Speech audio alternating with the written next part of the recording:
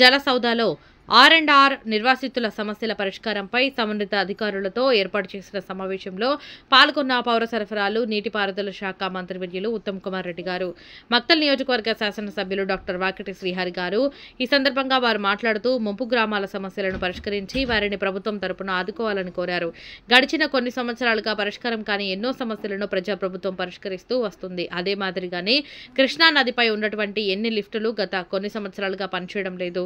గడిచిన ఈ కొద్ది కాలంలో కొన్నింటిని అయితే బాగు చేయించుకోగలిగాం, కానీ ఇంకా కొన్ని లిఫ్టులు చిన్న చిన్న సమస్యలతో వాడుకోలేకపోయాము. కావున వాటిని పరిష్కరించి కొన్ని వేల ఎకరాలకు సాగునీటిని అందించాలని వారిని కోరారు. వర్షాకాలంలో నింపుకున్న నీరు కొంత వృధాగా పోతుంది, దయచేసి వాటిని కూడా పరిష్కరించాలని కోరారు. ఈ కార్యక్రమంలో మక్తల్ నియోజకవర్గ ముంపు గ్రామాల ప్రజలు మరియు రైతులు ముఖ్య నాయకులు పాల్గొన్నారు. ఒక్కసారి మీరు విజిట్ చేస్తే అన్ని సమస్యలు పరిష్కారం అవుతాయి. ఎవరిచ్చింది సార్ మీరు ఒక్క నిమిషం అన్నారు. మీరు వచ్చిన తర్వాత మనం ఇచ్చిన కాంగ్రెస్ పార్టీ ఇచ్చిన జీవోలే ఆ తర్వాత మళ్ళీ రూపాయలు వచ్చిందంటే మొన్న మనం గెలిచిన తర్వాత ఇచ్చిన 12-11 కోట్ల చిల్లర తప్పించి 11 రూపాయలు చేయలేదు సార్ ఎవరు.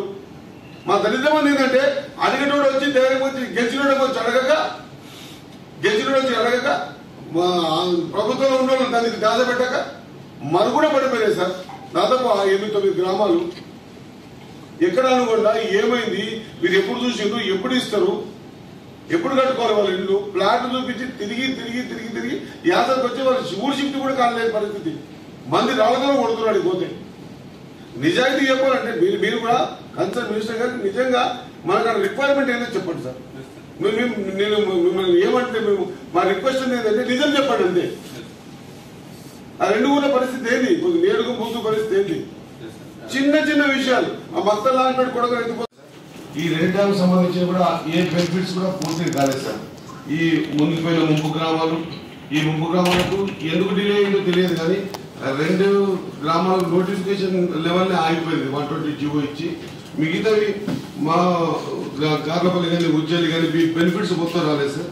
సంగమంటప్పుడు మొన్న మీరు ఎలక్షన్స్ అయిపోయిన తర్వాత గెలిచినాకనే మీరు ఇచ్చిన 10 సంవత్సరాల తర్వాత మీరు ఇచ్చిన 12 కోట్లు బండవల కొట్టి నీళ్ళు ఇచ్చే కార్యక్రమం 18,000 ఎకరాలు నీళ్ళు ఇచ్చే కార్యక్రమం అది మొత్తం కూడా కంప్లీట్ కాలే. ఇంకా 1,30 లక్షలు పెండింగ్ ఉన్నది సార్. అదొకటి కాకుండా ఈ అనగొండ, అంకేపల్లి, దాదర్పల్లి, ఈ భూత్పూరు ఈ 3 ఊర్లకు సార్ అసలు ఏ బెనిఫిట్స్ ఇవ్వలేదు. అది ఎక్కడి వర్క్ అక్కడనే పెండింగ్ ఉంది సార్. ఎక్కడి పని అక్కడ ఆడినారు సార్. జూరాల కింద